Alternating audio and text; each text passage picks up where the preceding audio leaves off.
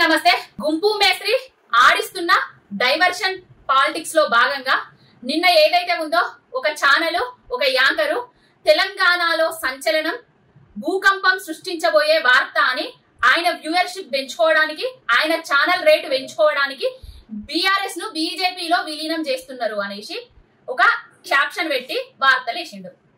అయ్యా పనికి మాలిన సన్నాసి సవట దద్దమ్మ, ఇదివరకు చెంపదెబ్బలు తిన్న విషయం మర్చిపోయి ఇలాంటి వార్తలు ఎందుకు వేస్తున్నావో, ఎందుకు నీ ఇజ్జత్ నువ్వు తీసుకుంటున్నావో అర్థమైతలేదు.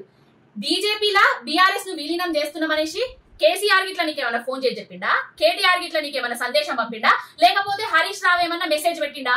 ఎందుకు బీఆర్ఎస్ పార్టీని బీజేపీలో విలీనం చేస్తాం? తలా తోకలేని మాటలు ఎందుకు మాట్లాడుతున్నారు?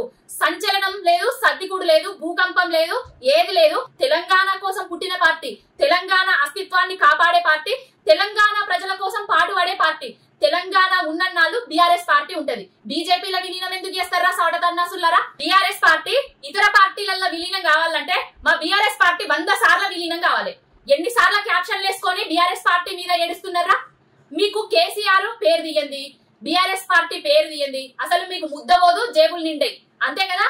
అక్కడెవడో గుంపు మేస్త్రి సన్నాసి అమెరికా పోయి పెట్టుబడుల మీద ఇజ్జత్ తీస్తాడని అక్కడ ఇజ్జత్ పోకుండా ఉండడానికి తెలంగాణలో ఇక్కడ డైవర్షన్ పాలిటిక్స్ చేస్తున్నారా? ఆడిస్తున్నట్టుగా మీరు ఇక్కడ ఆడుతున్నారా?